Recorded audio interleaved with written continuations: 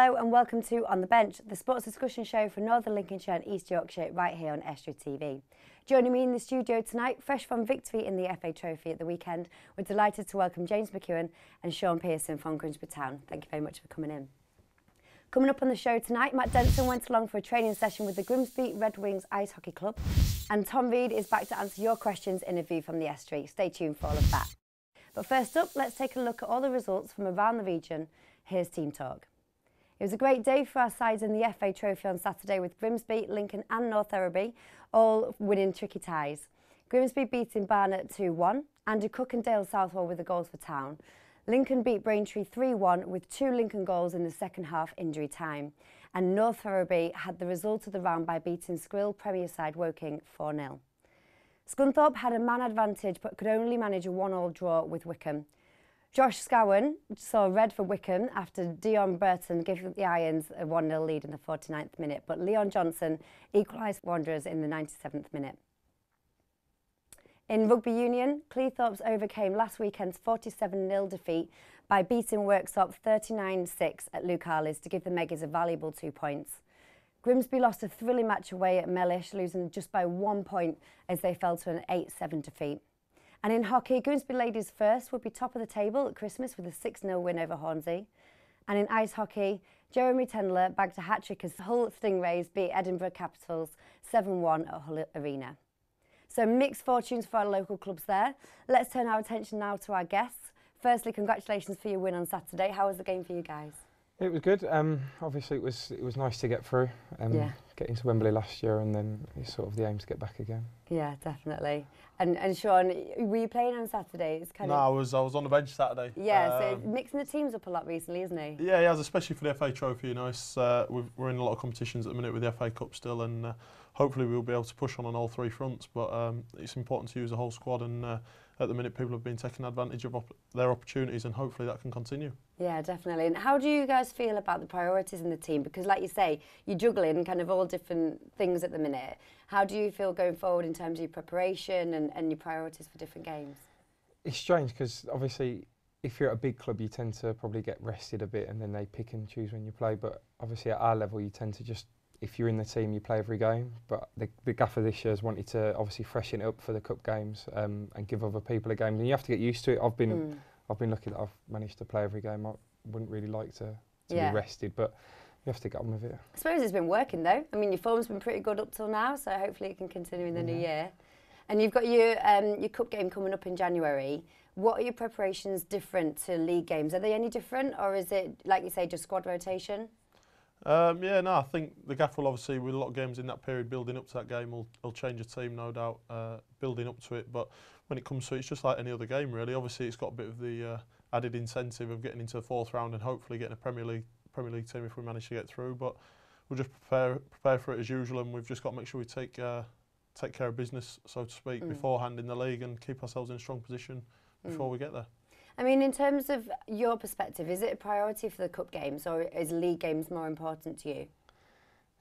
For me, last year getting to Wembley was obviously probably a memory you'd probably take for the rest of your life, but ultimately you want to be in the league, you want to be a league player. So I think if you had to choose, it would be the league, but you don't have to choose, fortunately. Yeah, fortunately you are in that good position that you can kind of dip your toe in all different areas, but like you say, you get into Wembley and then not quite, getting the final hurdle was difficult. Do you think it'll be different going into the new year?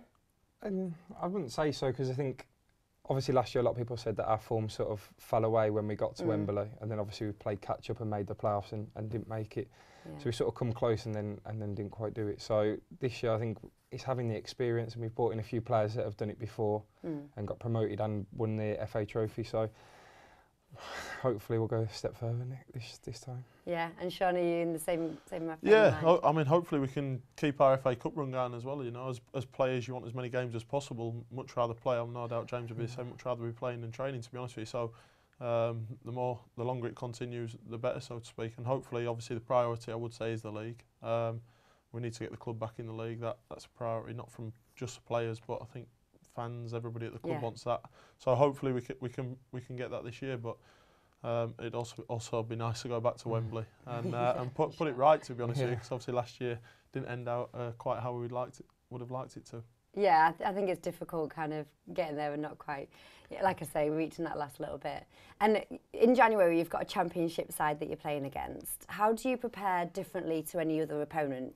Do you have your own kind of set structure, or does it differ with your opponents? The gaffer tends to, we tend to do a bit on shape on what they're going to do in terms of what formation they're going to play and stuff. And I'd imagine with it playing Huddersfield, we'll probably do a bit more defensive work because you'd expect them to have a bit more of the ball and stuff. But in general, it doesn't really change, does it? It just depends what the opposition do. Depends what we do in training. Yeah. And Shaun, obviously your goal against Northampton a week ago. Are you expecting to kind of repeat that again coming in January? Yeah, hopefully. A few games coming up as well. Hopefully I can get a couple more goals, and obviously it'd be nice to score again in the FA Cup. I've been fortunate. Whenever I've played in the FA Cup, I've got a reasonable record of scoring goals. So, but hopefully, when we play against Huddersfield, obviously we can keep it tight defensively. Obviously, mine and his main job, so to speak. And hopefully, whether it's me or anybody in the team, hopefully we can manage to nick one and hopefully get through. Yeah, definitely. Well, obviously, we wish you all the luck in the world for that one going forward. Grimsby Town face Kidderminster Harriers on Thursday evening at Blundell Park. A big match and an opportunity to leapfrog the Harriers in the playoff places. Get down and support the Mariners for that one. Kick-off is 7:45. Also look out for Tony from the Sports Memories Network. He'll be down there as well. Next up on the show, here's Tom with a view from the Estuary. Hello and welcome to this week's View from the Estuary. What are the benefits of Grimsby Town's new proposed stadium? I think the benefits of the new stadium are going to be quite good actually. Obviously you've got a wide area, a wide field where you can have lots of parking, so obviously you're going to get a lot more fans who can be more accessible for fans. Obviously it's a 14,000 seater stadium, so obviously the current stadium's a lot less than that, so you're hopefully going to get a bigger gate and therefore more money for the team. So I think the chairman's got plans to go to League 2 and maybe beyond. So there's a lot of benefits for this new stadium, so I think it's a wise move for the club. Hull City have the best home defensive record in the Premier League. Can they keep it up? Yeah, I think Hull can keep it up. They've got a good manager in Steve Bruce. He's obviously had more experience than Phil Brown, who was the last manager when they was in the Premier League. So I think if you take that into account, obviously they've got better quality defenders under the guidance of Steve Bruce and his coaches. Obviously half the season's almost gone now, so if that's any indication, if they can repeat that in the second half of the season, then I think that they'll be well on the way to keeping that best defensive home Premier League record. Can Spain retain next year's World Cup? If you look at the other teams around the world, you've got Brazil, Italy obviously are improving. You've also got Holland and Germany, they're quality sides as well. So I think this year, more than most, is going to be difficult for Spain to retain that World Cup. I think Brazil are a threat because they're at home, obviously, that they're playing in their home country. And I think the Germans, their young players, are really coming on a lot in the past couple of seasons, so they're going to be a threat. And I think Holland as well, they've obviously got to the final last time out, so they're going to be a threat. So I think it's going to be difficult for Spain to hold on to that World Cup. So I'd have to say it's going to be difficult, and I'm going to back Brazil to win this World Cup. Has Brian Laws' departure affected Scunthorpe United? Since Brian Laws has left the club, things are looking up actually. You think things would be worse for them as they lose a top manager such as Brian Laws. But the two guys who have come in, well, they're already there, but they've sort of taken the lead at the club, and obviously results are going in their favour. They're still in the playoff positions in League 2, so I can see that carrying on as well through till the end of the season. They've got the momentum and the players obviously, so I don't think that Brian Laws sacking has affected too much at the club, so I think they'll be fine as well. Thanks, Tom. Remember, if you've got a question you want answering, simply tweet the boys at Ask Estuary. We've got to go to a break now, but we'll be back shortly.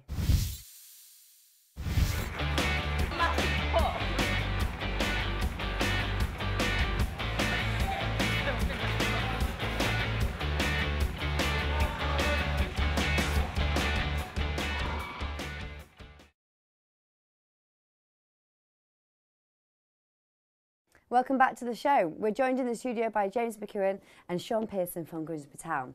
Now, following an article on BBC Sport website on Saturday looking into the possibility of terraces returning to Britain's top stadiums, we wanted to know what our guest views were on this.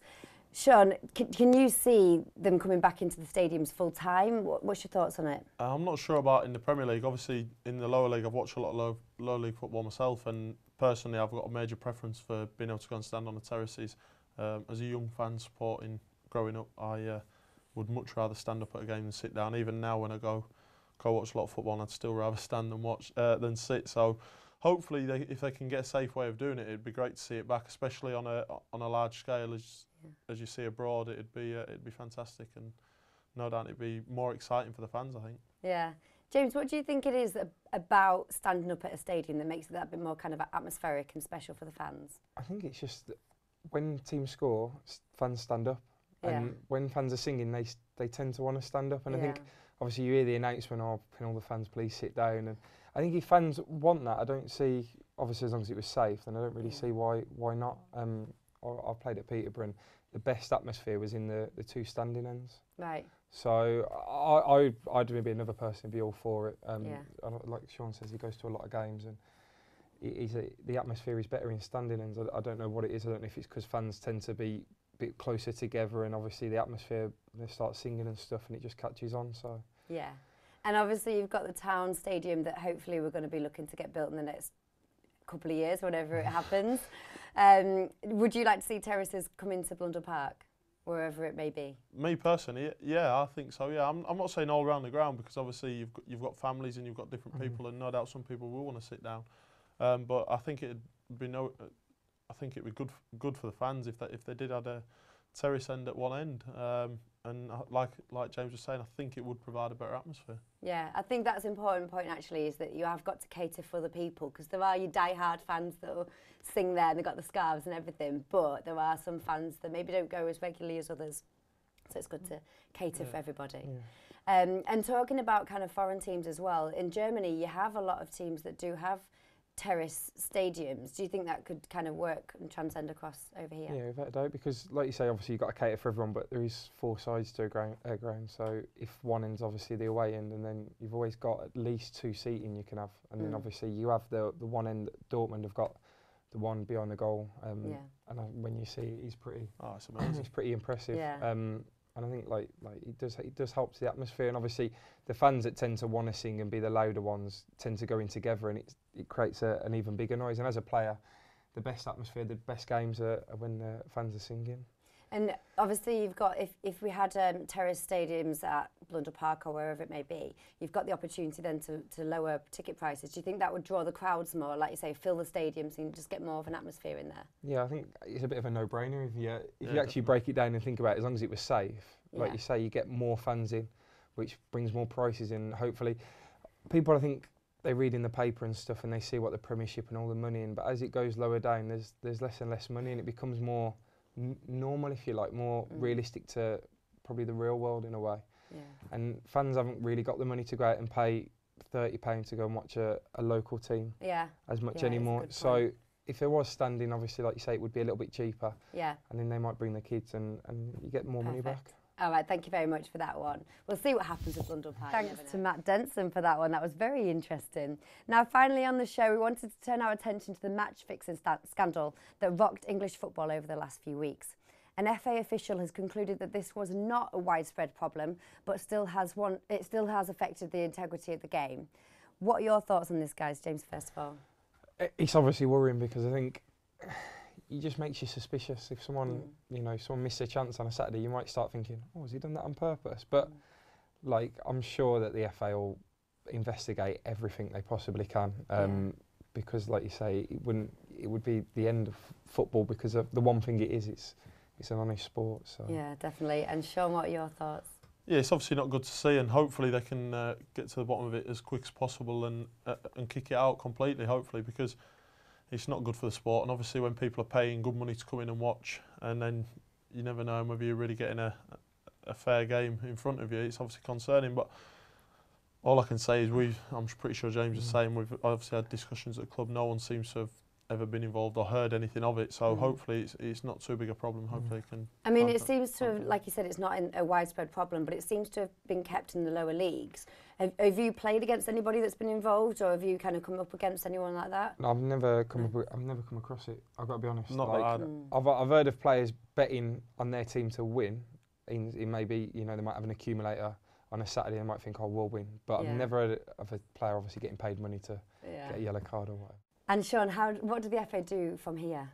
I think they've just got to basically hand out strict bans really, and hopefully that'll be enough to clamp people down on it, and hopefully people will take notice and not want to do it in future. Yeah. Well, I'm sure we'll find out what's going on in the future anyway.